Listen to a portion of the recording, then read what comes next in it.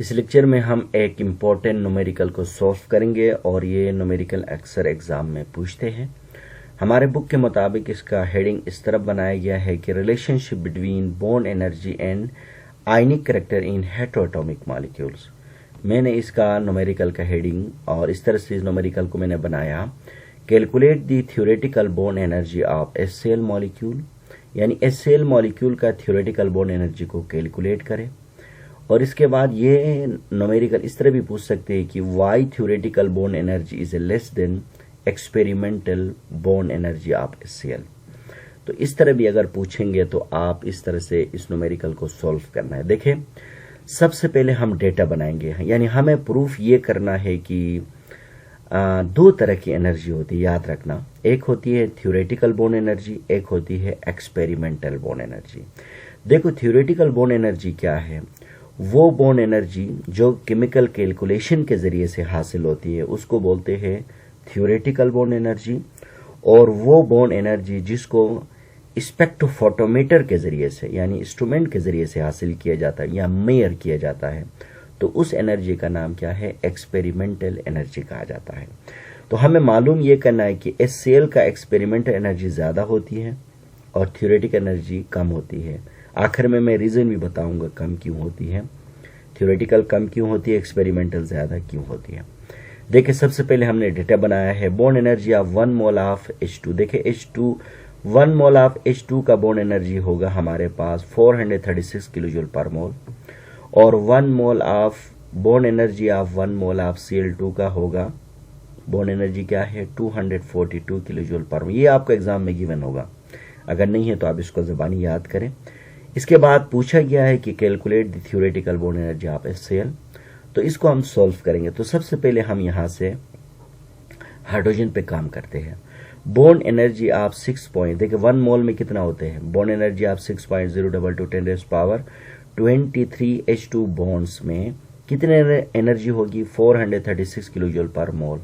यानी ये बेसिकली एक मोल का, यानी एक मोल के अंदर हमारे पास H2 के यानी 6.022 10⁻23 H2 मॉलिक्यूल्स होते हैं। इनको तोड़ने के लिए बोर्न एनर्जी दरकार होती है। तो जबकि इतने मॉलिक्यूल में, यानी मतलब हमारे पास मॉलिक्यूल में Born energy 436 kilo joule per mole दरकार है, तो एक मॉलिक्यूल के लिए कितनी दरकार है? यूनिटरी मेथड लगाए, आप इसको डिवाइड कर दे, मल्टीप्लाई 1 करें, तो आपके पास आंसर आएगा 72.42 मल्टीप्लाई 10⁻23 आएगा। ये हो गया पर मॉलिक्यूल। लेकिन हमें पर मॉलिक्यूल नहीं चाहिए, हमें एक मोल भी नहीं चाहिए था, हमें सिर्फ एक सिंगल एटम चाहिए हाइड्रोजन का। तो हमने यहाँ पर लिखा बोर्न एनर्जी ऑफ 1 हाइड्रोजन एटम के लिए क्या करना पड़ेगा? इसी एनर्जी को पर मॉलिक्यूल में जो आई है ना, इसको डिवाइड करो 2 के साथ, तो हमारे पास इसको आधा करेंगे तो 36.21 multiply 10⁻23 kilo joule per atom आ गया। तो देखें, 436 किलो जूल जो एनर्जी थी ना, ये पर मोल के लिए है, और 72.42 मल्टीप्लाई 10⁻23 जो है ना हमारे पास, ये हमारे पास क्या है? ये हमारे पास आ गई पर मॉलिक्यूल के लिए आए। समझ गए ना? अच्छा, इसके बाद देखें हमारे पास यहां पर देखें, अब 36.21 मल्टीप्लाई 10⁻23 जो है ना, ये हमारे पास बोर्न एनर्जी आई पर एटम के लिए आई। तो आपको समझ आया होगा कि पर एटम के लिए बोर्न एनर्जी हमने निकाला। अब बिल्कुल इसी फॉर्मूले को, मतलब इसी मेथड को ये फॉलो करना किसके लिए? Cl2 के लिए करना है। देखें, Cl2 के लिए क्या है? देखिए, हमें पता है 1 मोल ऑफ Cl2 में कितने Cl2 के मॉलिक्यूल होते हैं? 6.022 10⁻23 Cl2 मॉलिक्यूल्स होते हैं। इनको तोड़ने के लिए कितना बोर्न एनर्जी चाहिए होती है? 442 किलो जूल पर मोल, यानी इतनी हमारे पास एनर्जी चाहिए होती है। ये पर मोल के लिए है। किसके लिए? Cl2 के। अगर हम चाहें तो एक Cl2 को के लिए कितनी एनर्जी, यूनिटरी मेथड लगा दें, तो ये हमारे पास एक के लिए ये डिवाइड में चला, ये मल्टीप्लाई बाय 1 करेंगे, तो हमारे पास बोर्न एनर्जी आएगी 40.1 मल्टीप्लाई 10⁻⁻23 ये बॉन्ड एनर्जी आएगी पर मॉलिक्यूल, यानी एक मॉलिक्यूल के लिए आई। दोबारा सुने, 242 किलो जूल पर मोल ये एक मोल की एनर्जी है Cl2 की, जबकि 40.19 मल्टीप्लाई 10⁻23 ये पर मॉलिक्यूल एक मॉलिक्यूल का है। अगर हम चाहे तो इसका एक एटम के लिए कितना होगी, तो एक एटम के लिए डिवाइड बाई 2 कर दे तो 20.09 multiply 10⁻⁻23 kilo joule per atom. तो इसी तरह से हमने बॉन्ड एनर्जी पर एटम हाइड्रोजन के लिए निकाला और पर एटम हमने क्लोरीन के लिए निकाला, क्योंकि HCl में हमें क्लोरीन और हाइड्रोजन चाहिए था। तो अब बॉन्ड एनर्जी आप HCl के लिए कितना आएगी, तो बॉन्ड एनर्जी आप हाइड्रोजन एटम को प्लस करेंगे, बॉन्ड एनर्जी आप क्लोरीन के साथ। तो इन दोनों को जब हम प्लस करेंगे तो हमारे पास आएगा आंसर कि 56.3 मल्टीप्लाई 10⁻23 किलो जूल पर मोल, यानी किलो जूल पर मॉलिक्यूल का एनर्जी आ गया, क्योंकि दो एटम मिलाते तो एक मॉलिक्यूल बनेगा ना।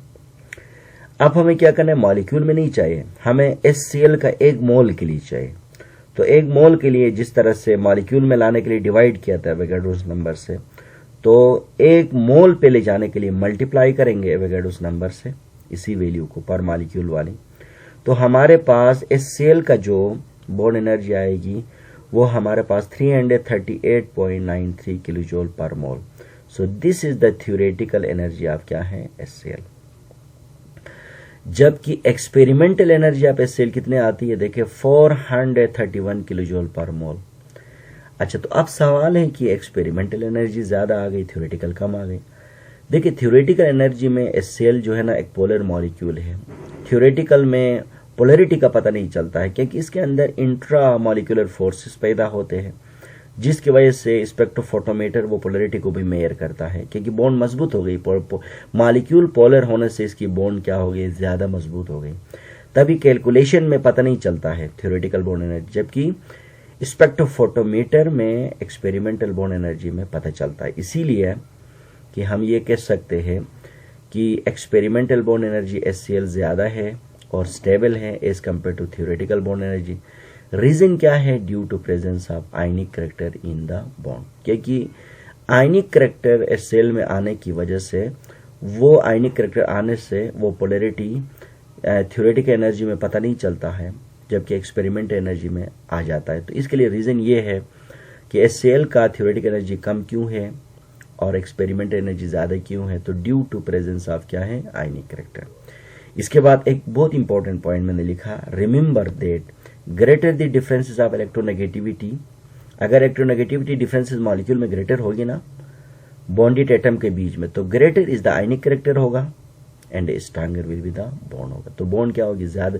इसका मतलब आयनिक करैक्टर जितना ज्यादा होगा तो एक्सपेरिमेंटल बॉन्ड एनर्जी थ्योरेटिकल के मुकाबले में ज्यादा आएगी, लेकिन इतना भी ज्यादा नहीं होना चाहिए, 50% से कम होना चाहिए।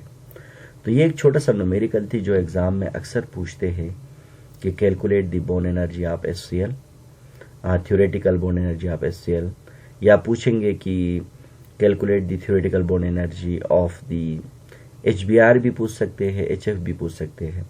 तो आप एक को इसको तैयार करें और दूसरे मॉलिक्यूल भी आप इसी पैटर्न से बना सकते हैं।